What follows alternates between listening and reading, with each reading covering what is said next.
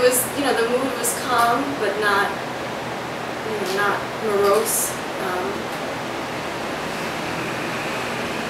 You know, we tried to, you know, we definitely shared a laugh or two, you know.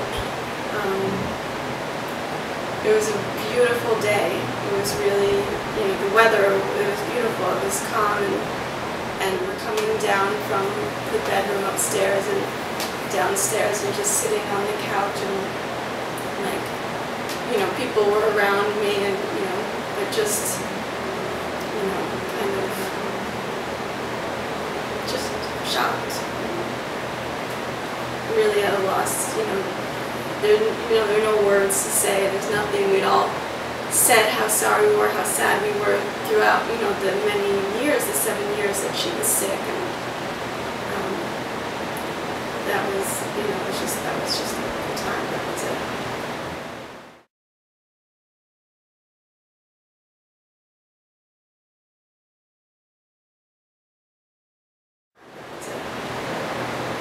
The hardest part about the aftermath, after that afternoon, later the night, someone had to come to take her body out, and that was the hardest part of the whole thing. And I remember my father and my brother, and I think it was just the three of us in a room with the door closed. You know, we locked the door and just, you know, were holding each other. Could not handle that that visual and that part of it. But we had, you know, our good family friends, the same doctor who had called my brother to bring him home were there, and were able to see that process happen. And told us afterwards that it was very respectful, and it was okay. And then that was it. Then I don't remember going to sleep. I don't remember waking up the next day, but that was it.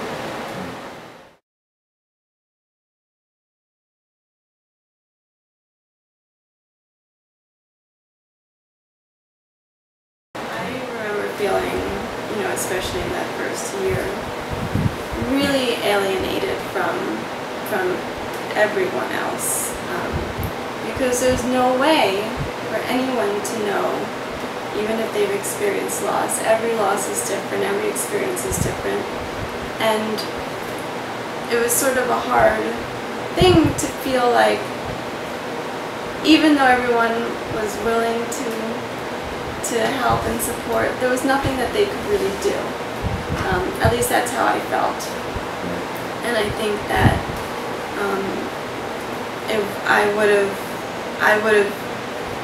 it would have been better, and I would advise to anybody else to, not assume that the people around you can't help, but to give them some information, to give them some guidance.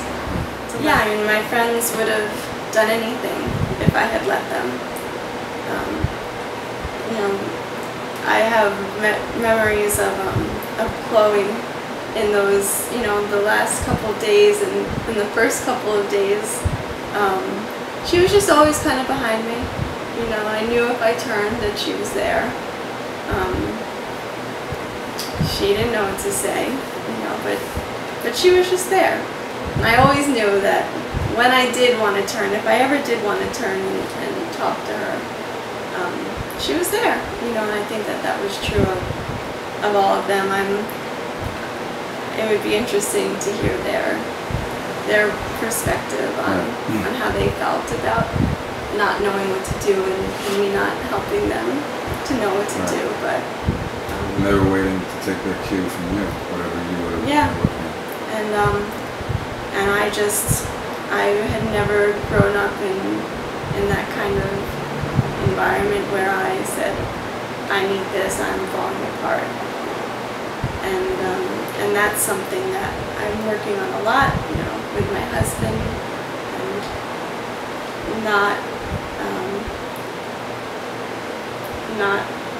assuming that he doesn't know what to do, not assuming that he should know what to do, that anyone should know what to do, but just to to help them along the way, because it will help. To ask for what you need more, is that what you're saying? Yeah, and it will help. There was a lot of going out. I wouldn't say that I was ever, out of control, but, I went out a lot, with my friends, and, just distractions, some numbing, some distractions, for sure, because you can go crazy if you just sit,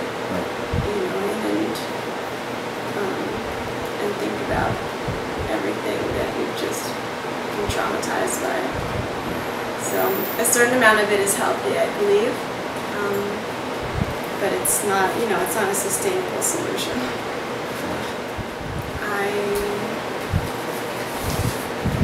I think that I can get through anything, and I've been tested, in other ways since then, and feel pretty good about the fact that I can stay calm and be helpful, not fall apart.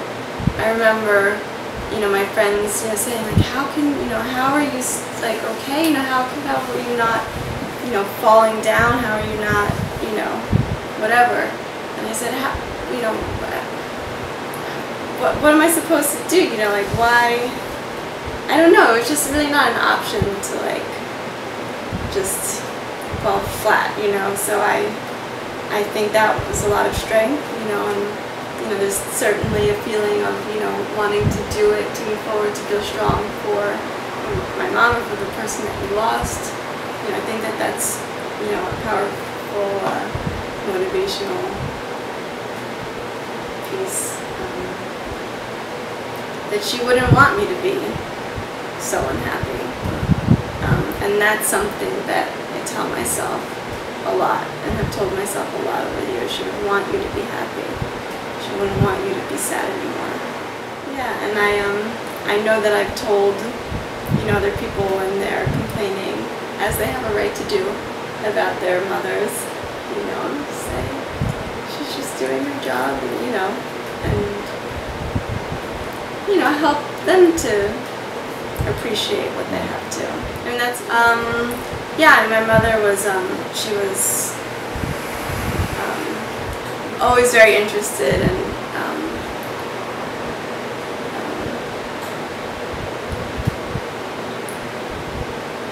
she wanted my brother and me to do as much, go as far as we could with our educations as possible, and she wanted us to be doing good things and productive things, and so I always have her voice in the back of my head. I know she would want me to get this degree or not that degree, and I know she would want me to get my PhD. So, losing someone is definitely a motivating factor to do right by them and to make them proud still, and to honor their memory that way.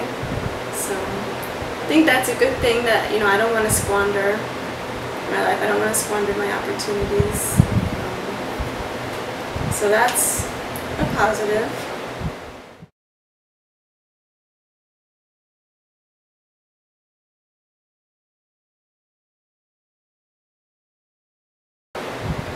People say that everything happens for a reason, and I very strongly disagree with that. I don't think there's any reason for something as terrible as losing a parent at a young age, or losing a child, or there's no meaning to that. But I think that, and what I've come to decide is that you can make more meaningful choices, and have it not be in vain. Take some meaning that way. Take the spirit of what the person was about. So yeah, for my work with children, I hope that I might be able to help a child or a teenager who's going through a similar process, and I'll know that I can give them some support and knowledge that you'll get through it. You can get through it, and that there are better ways to do it and there are worse ways to do it, but everyone does it their own way, and you can't let anyone tell you that you should be doing it a certain way. And part of getting through it is for the family to get through it together rather than... And that is a huge thing. I mean, you have to reorganize, you know, your identities to one another, and you know, your identity to yourself, and you can't do it alone. So I would encourage, you know, dialogue within families, and for things that, you know, you're not comfortable talking about with your family, to get professional help, and to talk to a therapist or a grief counselor. They can be really, really helpful. And if the first one doesn't work out, which is what happened with you, find another one. Stay persistent. And if the second one doesn't work out, find another one.